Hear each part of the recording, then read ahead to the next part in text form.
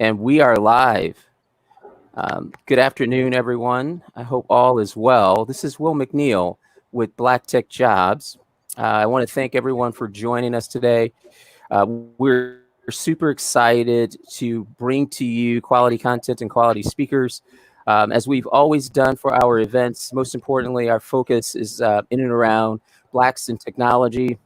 And for us, we define technology as what you view as tech. If you're in front of a computer, those folks who sit in front of a keyboard, and then all of those folks who do marketing, product, strategy, innovation, legal, and sales as well. We'd like to give a little time to do warm up before we get started because there's a few folks joining us. So I'm checking. I see that Charles is on board. Thank you, Charles, for joining us. And we're going to wait for a few more folks, and then we're going to get started with our program. And it looks like people are joining us now. And I'm going to go ahead and start so I can be respectful of everyone's time and introduce our guests. We are very fortunate to have with us Shannon Ward, who's the VP of People at Hierology, whose resume and experience is difficult to encapsulate in 30 seconds. But one of the things that I am most fascinated by her past experience in another life was she was a HR leader at Vista Partners and had the pleasure of working with Robert Smith, who's the CEO of that firm, and the gentleman who paid off the student loans for the graduating class at Morehouse last year. So if you are under a rock and you missed that announcement, that's kind of the spirit of Shannon's background and working in tech and diversity and recruiting and HR. So we're super excited to have her join us. We're also joined by Kyle Wiley, who's the HR leader at Webster Bank and is the VP of Finance for the Connecticut chapter of NAR. Am I saying that right, Carl? Is it NAR? Yep. So I'm going to break down all the letters. Yep. The technical term is NAAHR. NAAHR. Thank you for the correction. No problem. Which stands for the National Association of African Americans in Human Resources. You got it.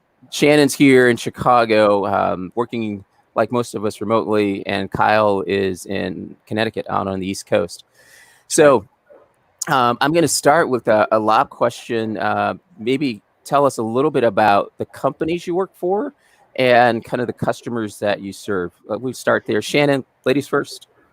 Sure, yeah. So I work for a company called Hierology, and we make recruitment software. So if you think of anything that in order to post a job, in order to have applicants come into a system and be able to get through a hiring process, and then some post-hire integrations like getting them into payroll or your HR information system, that is tech that we make or that we integrate with through channel partnerships. Thank you. And I'm hoping that we can get a little insight too on the applicant tracking system process, some advice and tips for job seekers, even if you're active or as a future job seeker. Very often people are frustrated by not getting an interview, and really many times it's a function of the applicant tracking system and matching your resume against the job description. And so we can talk more about that. But I'm going to switch to Kyle. Kyle, tell us a little bit about where you work and what you do there. Sure, absolutely. Thank you, Will. So I work at Webster Bank, which is a regional community bank located in New England. And the primary focus of our organization essentially is to, be in the community and help our customers achieve their financial goals. That's through a series of different financial products that we have, which includes loans and various other services. Awesome. And as an HR business partner, certainly I, play a strong role in helping to support and drive the culture, and just to make sure that our leaders, when they're thinking about strategy, they are aligned and thinking about it through a cultural lens, a people lens, and HR is really integrated as part of that process. Awesome. When I think about what's happened with COVID-19 and the importance of human resources as a segment of a business, I think there's never been a time where we've needed those skills more. So one of the things I'd like to start with a question, and we'll switch. Kyle, we'll give you a chance to go first this time. Sure. What's been the largest pivot that HR in your team or you yourself have had to make during this COVID-19 environment?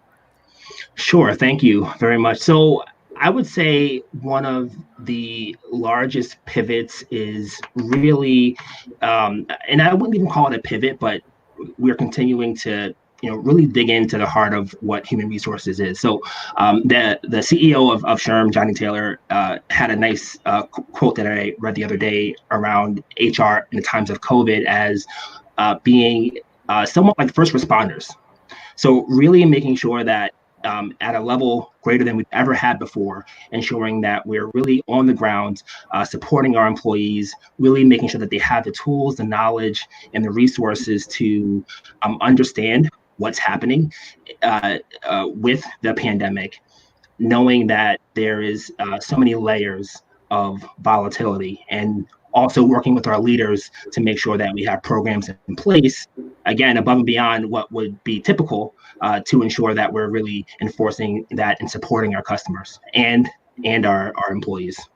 Now, you and I had a chat. There's one thing that you guys are a bank, that you guys are doing something that I haven't heard anyone do that's extraordinary for their employees who may be facing financial hardships, not themselves individually, maybe, but their family, their household. Can you talk a little bit about that?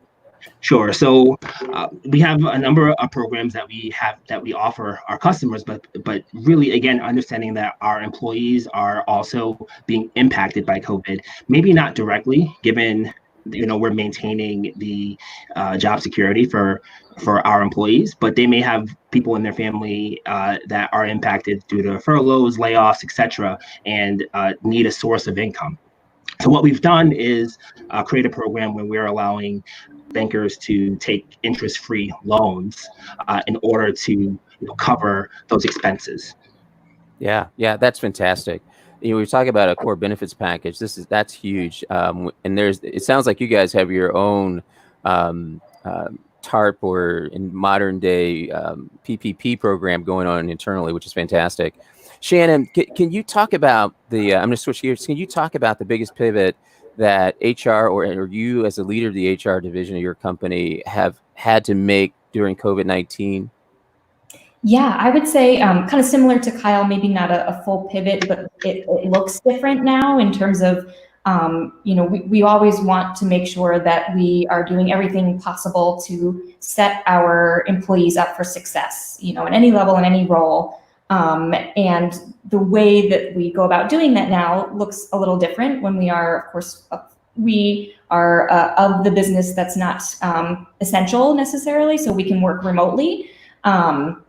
So just facilitating culture, facilitating open dialogue, ensuring that people feel like they have support for anything that's going on in their personal life that may be interfering with their ability to work and to be productive and be present, and making it safe to raise those concerns with their managers, with us as a people team.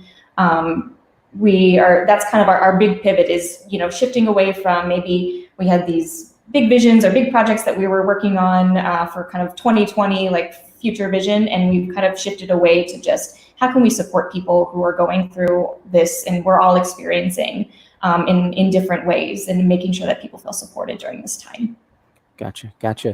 So many cities and municipalities are planning to open up a little in some way, shape, or form. What are your thoughts or ideas on how you plan to approach the reopening of workspaces, and what are you thinking about? What's in your consideration set on how you're going to keep your employees safe? And we'll start with Shannon this time. Sure, yeah. So we have a planned out sort of phased approach to reopening. But the first and foremost piece of it is that nobody has to come back into the office if they don't feel safe or comfortable doing so. So I think that's been a big that shift of mindset to having a more flexible situation, especially for entry-level employees, where typically we have kind of required that they be in the office and be present for these different trainings that are happening in person and things along those lines. Like, I think there has been a big mentality shift to, this might be the way it is going forward, not just for the next 6 months, but maybe for a significant amount of time. So even though we have this phased approach, we want to make sure that nobody feels like they're having to come back sooner than they're ready to. And we've also done surveying across the company where we asked everyone directly, you know, what are you comfortable with? If you had to come back and wear PPE, would you want to do that? Do you have a way to get to the office that you feel is safe?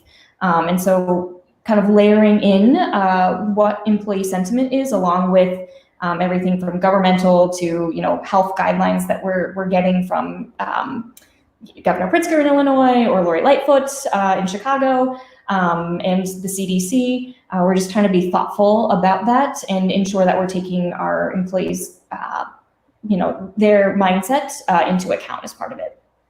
Awesome. How about you, Kyle?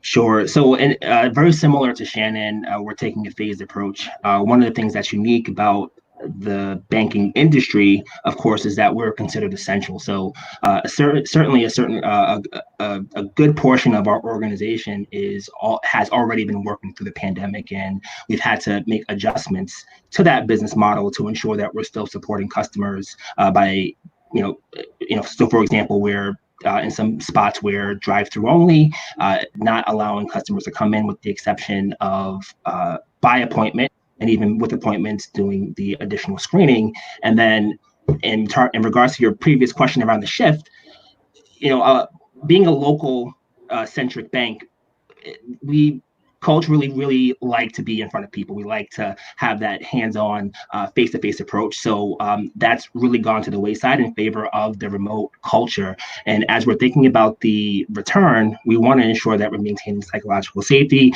that people, through pulse surveys, through open dialogue, can give us a sense of how they're feeling about returning. We're taking that into consideration, knowing that we're a bank that is in multiple states, taking a look at the different guidelines that are occurring in each of the states, as well as the federal guidelines, and applying those into our plan. So that could look like, in the banking centers, ensuring that there are more guidelines and instructions for employees, more barriers, open airflow.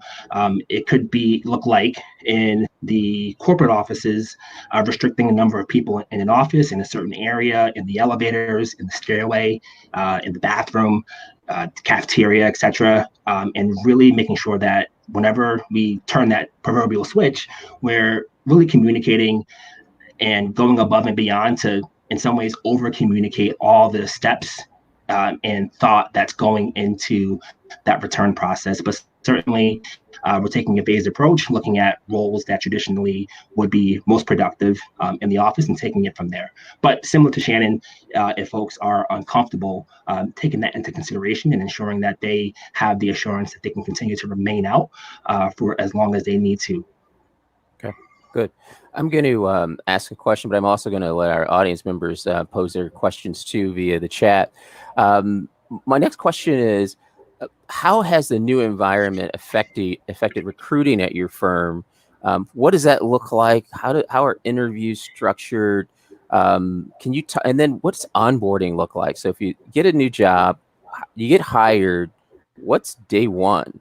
And I'll start with you, Kyle. We'll go in reverse order again. Yeah, sure, no problem. So what's interesting is right before COVID, we were looking at unemployment and it was in historic lows.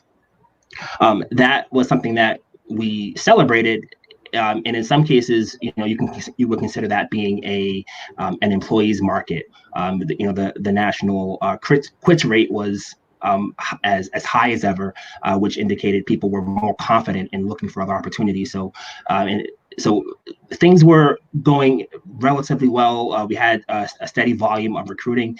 Now with the current events and the very high unemployment, we're seeing a lot less turnover than we usually would see. So I would say in some ways the recruiting is slowing down, but certainly moderate. We haven't stopped filling our vacancies.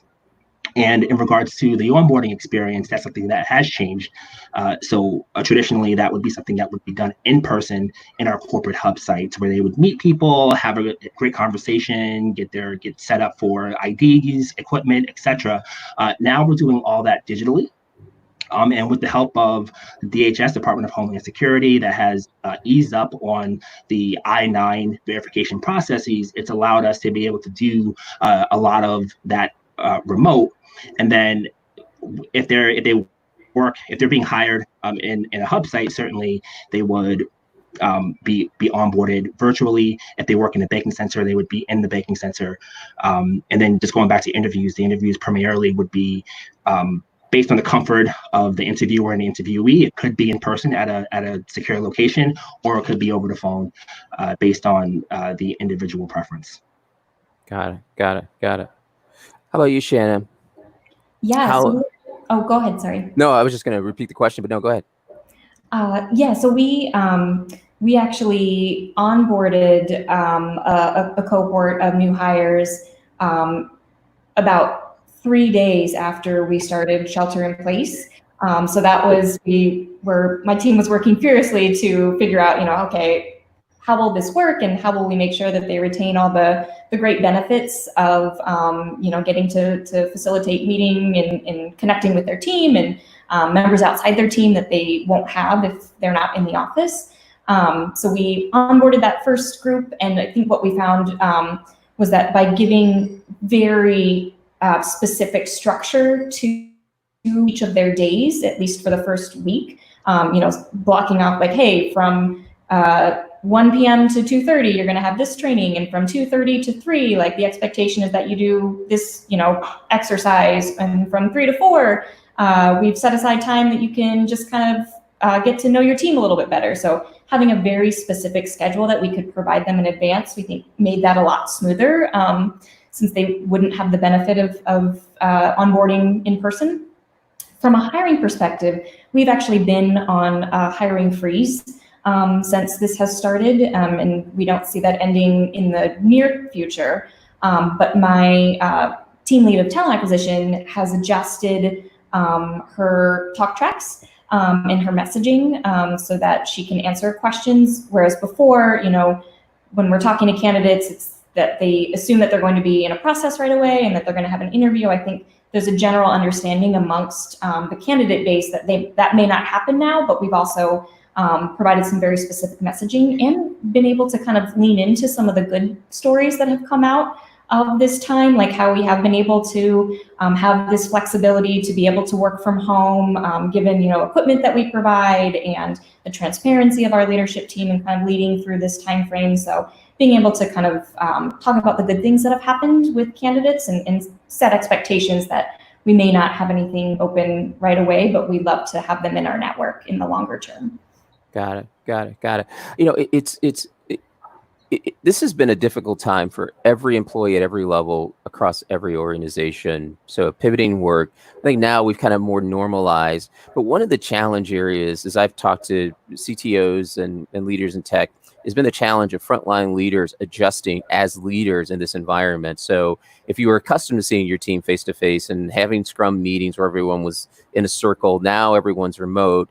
How are frontline leaders adjusting, and how are you responding to them as your customer and helping them with their coaching? Because I've got to believe that everyone's empathy level has to go up. We were talking earlier, and there's lots of stories of children sometimes coming into a room, or the work hours are shifted a bit. Talk about the way that you're coaching leaders to manage this, and what have been some of the struggles that you've heard of or that you've seen. And we'll start with Shannon. We'll go back to Kyle. Yeah, sure. I think one of our kind of learnings or the lessons in this has been the idea of trust. And not only kind of the empathy to allow, the normal work hours have shifted, or there will be distractions during meetings or things along those lines. And everybody, I think, has adjusted to that pretty well. But especially for our managers that manage more inexperienced or kind of entry-level team members, I think they have quickly learned that they don't have as much control and they don't have eyesight on them, and yet they've been able to see that those individuals have been able to be productive. And so I think that's actually been a nice thing, is that they've realized that they can have that trust that their team will get done what needs to get done, as long as they're setting clear expectations and guidelines. which would be no different than kind of if they were in person. I think the biggest challenge is for our manager team in particular. I think because of the uncertainty of what's happening in the world in general, plus the business going through and experiencing this, I feel like they haven't been able to step away and sometimes kind of allow themselves to have that time. So we've been working definitely with our manager group, with our leadership team, present company included, on making it safe and okay to say, like, you know what, I need to take a day off today, and like that's okay. And I don't have a vacation plan. We're not going anywhere. We're not traveling with the family, but I just need to take a day to have some clarity and take a break, and to allow that to happen. Got it. How about you, Kyle? Sure. So I would say that through COVID, it's as difficult as it's been, certainly has created a lot of lessons and opportunities for us, right? And I think one of the biggest ones is very similar to what Shannon is saying, is being able to let go and find ways to communicate with their teams, beyond what they're used to, thinking differently about what it means to lead and manage a team that's still productive, even if they're remote, even if they are not within arm's reach. That's been certainly an insight for us. And as an HR team, one of the things that we've tried to make sure that we're doing is supporting them by giving them the resources and tools to help navigate through those. So it could be lending an ear and providing coaching and support. What that could look like too is thinking about our training materials and the options that we have around topics such as leading a remote team, change agility, and providing our folks with resources like many organizations have an employee assistance program, which is something that we have, which provides, amongst other things, of course, free and anonymous counseling and support. And that can be a great tool for employees to leverage as they're having conversations in regards to the individual impacts of COVID due to the uncertainty that's occurring. So we're focusing, and certainly, again, I mentioned before, we have very low turnover, so we have a lot of workforce. So one of the things that we're doing is just making sure that we're focusing on them, focusing on helping to build their capabilities. And not just that, but also their mental health and well-being, and taking that very seriously, and ensuring that through our communications, we're also giving them outlets to feel comfortable sharing their thoughts, but giving them resources to help to manage through their individual struggles. Got it. We've got a question from the audience, Trezana Adams. So thanks, Trezana, for sharing your question, and I'll read it. Not sure if this is the place to chat my question. It is. For Shannon, are you thinking about letting people work from home forever? And if so, what things have you considered in terms of making sure that employee experience is great for the work from home as it is for people in the office, if you have an environment where people are doing both? So I'm filling in, which is a great question, because a number of companies announced this week that they were going to do work from home forever. There was an initial list of 10, and I think that list is growing. So I'll stop talking because I'm not a panelist here. Shannon, would you please answer? Yeah, the short answer is yes. We are absolutely considering it. I should clarify too, we have had a significant portion of our workforce that is normally fully remote, and that is our engineering team. So for us, we are fortunate that we kind of have a team that has already figured out a lot of these things about, like, how do you stay connected? How do you create culture and all of these things when you are fully virtual? So we had a nice example with that group for sure that other departments can look to and build from. And they've been great at helping all of us who are normally in-office participants or in-office employees, like, navigate this world. I think the thing that is a challenge that we have not yet figured out, that we're gonna need to think about for sure, as we think about moving to a world where maybe some of the team is in office and some of the team isn't, or you've got to collaborate more frequently with people who are fully remote, is how we ensure that career growth can continue to happen, and that there is a fairness in terms of making decisions related to career growth or employment in a world where you might have again, some of your team members are not coming to the office every day. How do you make sure that if you've got this half and half group, you are still facilitating connection, that everybody's looped into every communication or decision that's important to them or going to affect them, and that you're still able to provide growth that is fair, and not just like, oh, because I see that person every day, I know that that's the person that's ready for promotion or whatnot. So it's definitely a challenge that we have been talking about as a leadership team, and I don't have a solution yet, unfortunately, but I think even just having the discussion means that we're going to have to find those objective ways to ensure that growth and employment decisions are being made. Sure. And that's a new challenge. I mean, this adds another complexity to diversity. So when you have people that are in the office versus people that are away, and I've worked in environments where if you're not at the headquarters, there's a different relationship that you have with leadership and career progression. Kyle, you're working from home as the HR leader, and I can't imagine this is all bad. Getting, especially on the East Coast, removing your commute from your life. Is your firm considering it? Are you talking about it? What are some of the things that might drive yeses and no in your decision tree? Certainly. So, when you think about the different parts of our organization, there are going to be some roles that just can't be done remote. For example, our banking center branches, right? So a lot of those roles are going to remain on site, but we certainly are thinking about the work from home capabilities. And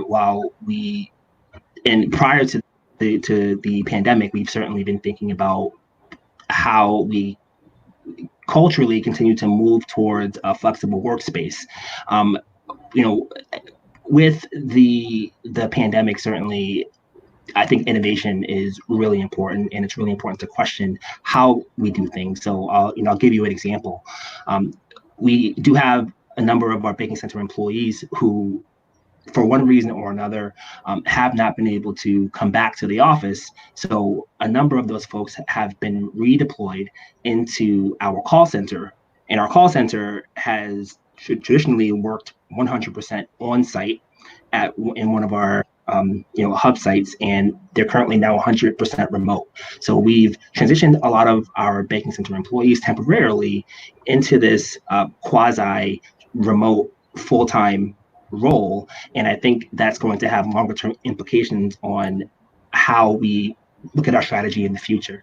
But it's something that we're certainly taking into consideration, and we're thinking about all the different factors involved, whether it's the culture, being able to manage, and Shannon and you will brought up a great point around unconscious bias, making sure that when you do have a team that's working remote, or you have a hybrid of such a team, making sure that what you're judging are merits and not just what you see or what you perceive is value, and you have a system that is equitable, that ensures that you're driving the right types of behaviors for your individuals.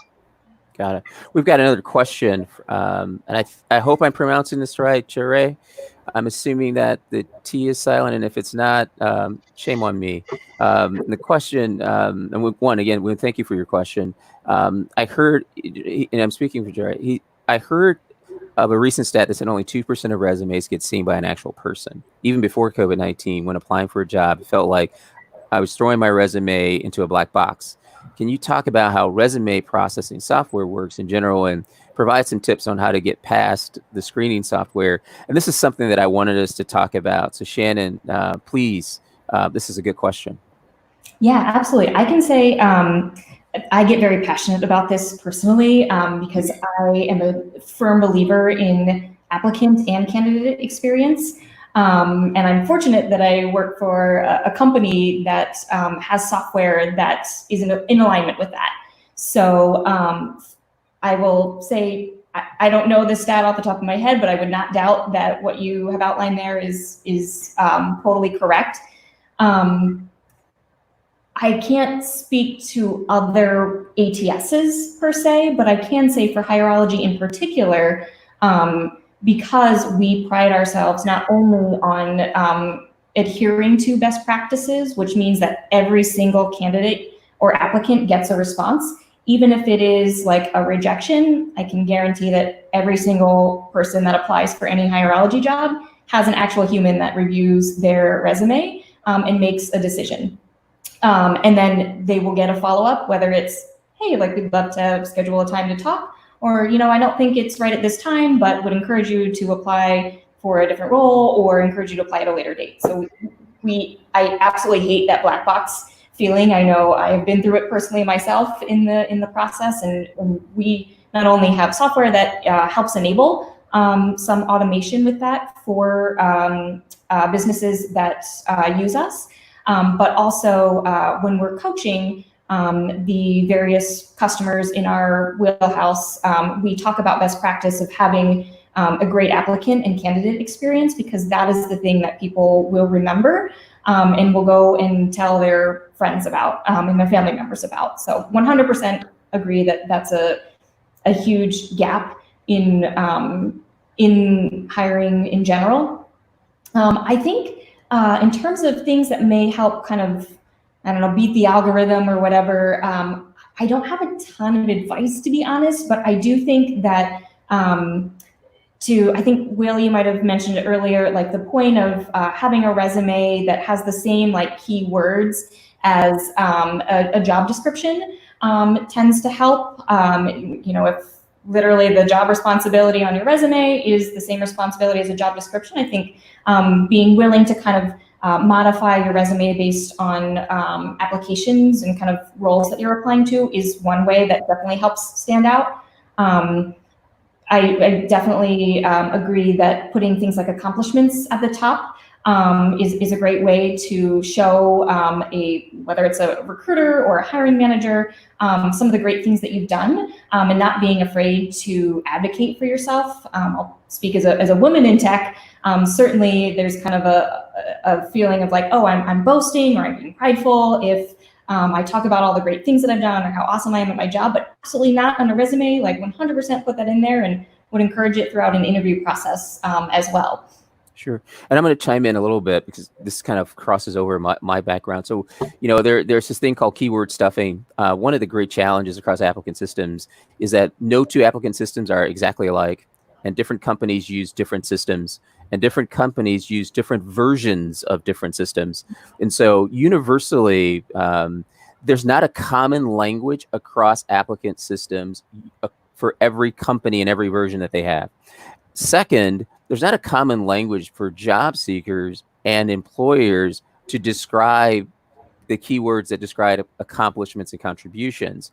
And so one of the things that I'd recommend is to Shannon's earlier point, serious customization. And in one organization, it's like a part of the culture. There's a certain language or a certain cadence of language that's used. Is making sure that your resume matches that. And so the job description typically is a good reveal. The other thing that I would share is not every organization is great at writing job descriptions either. And so when you are trying to match there, I think you should also look beyond that, and this is, people call it research, but really look at their website. How do they describe themselves? How do they describe other roles that are comparable? Look at their LinkedIn page. You know, what are some of the things that they're doing? What's the language? And I hate to tell you that you have to be an SEO or an SEM specialist, but that is a skill set that's critical to allowing your resume to float to the top. One of the great challenges, and we talk about this a lot at live Black Tech Jobs events, is the internal referrals is a huge source of new hires for all companies, especially in tech. And so broadly expanding your network can have as big an effect as sending in 100 resumes, if not more. And so the other thing I recommend, is building your relationships before you need a job. So just connecting with people and having coffee, or even in today's environment, a quick call, and identifying 2 other people to support you, a mentor and a sponsor. And so there's 2 different functions. A mentor is kind of a person that coaches you kind of holistically around your career path. A sponsor is, in addition to coaching, they're also an advocate for you. So it's helpful to have someone within your organization that can do that. Because one of the greatest things, especially for promotions, and a lot of people who look like me get what I call career stuck, is having someone who's advocating for you about the little things that other people may not know. Because when you're in the room, when decisions are made, your advocacy is over. You cannot contribute to that discussion. And if there's any question, and no matter who you are, someone's going to have a question about some part of your presentation, it's going to be critical that that someone else is able to put your best foot forward. And so if you get nothing else from today, and I'll repeat this 3 times because it's that important, relationships matter, relationships matter, relationships matter. And I was at the pleasure, I met Shannon, wow, has it been 2 years now? When we first met, it's been a while, and we've stayed connected. And I knew there was a time that we were going to continue to work together. I valued her experience and the humanness is which she approached her broad work, which is naturally HR. But I think that the deeper you can connect with people, do the small things, and then later it pays off. I kind of view it as farming, like you plant the seed and then you harvest, and over time you'll be able to eat the fruit. Kyle, you have any thoughts on that before we you guys covered it so well. Okay. The only thing that I would add to the conversation is the reciprocal component of networking. So it's not just about what someone can do for you, but certainly you want to seek ways that you can help others, and that also can bear fruit in the long term. I agree. The more you give, the more you get. And there's a multiplicity effect to that. So we're getting close to the end. I wanted to close out and see if there would, and have a chance to share something that you're working on that the audience members might benefit from, or that you'd like to promote. Kyle, I'll start with you. Sure. So as you mentioned earlier, I'm the VP of Finance for the NAAAHR, which is the Connecticut chapter of the National Association of African Americans in Human Resources. It's a relatively newer chapter that we're looking to develop, and we have our first event coming up in a few weeks on June 17th. And it's really a panel discussion of a diverse panel of different backgrounds talking about diversity and how, as HR professionals, we can continue to drive DE&I culture, in a way that's authentic. Got it. Shannon? Yeah, well, to both of your excellent points on networking, I always appreciate the opportunity to connect with people that I have not yet had the chance to meet and have within my network. Personally, I love facilitating connections like this. So I'm very much like Will in that sense. So thank you, Will, for allowing me this opportunity. And I'm happy to do that with all of the audience members as well. And wherever I can support or vice versa, please don't hesitate to reach out. Okay. Just a few things with Black Tech Jobs. There are companies at various stages. So companies who are actively hiring, companies who are on pause, and companies who unfortunately are downsizing. And not all companies are in the same space. It's a tough time for job seekers to identify which one is which. But I would invite all of you who are listening today, if you are actively looking or someone in your network is actively looking, visit us at blacktechjobs.com. There's lots of opportunities all over the country. Specifically here in Chicago, there's a great developer job with a Black-owned financial institution. And if you have questions about it, feel free to ping me on LinkedIn or send me an email. I'm happy to make one-to-one introductions during these times. Traditional business is not the tradition that we operate from. Our hope is to get more people employed as soon as possible in this environment so they can take care of their families and build strong relationships and strong communities. And I want to thank all of you for joining us for Coffee, Tech, and Opportunity. We'll be doing this again in a couple of weeks, and we rotate the sessions with different types of professionals. This series today, we were talking about human resources because it's such an important element of business, and the people who do this as their vocation are so important to business as a whole, and great advisors to leaders who are making critical decisions on human capital. And so as we talk about human resources and close, next week we'll be talking tech. We're going to bring together a couple of CTOs, people who don't look like me, who are making real decisions in hiring and promotion. And I want to give the audience members an opportunity to ask questions and grow their careers. So thank you again for everyone for joining us. From all of us at Black Tech Jobs, have a great afternoon. Stay safe. Hug someone you care about who's close to you. Otherwise, give them a call or wave. Take care. Bye now. Thank you. Thank you. Bye now.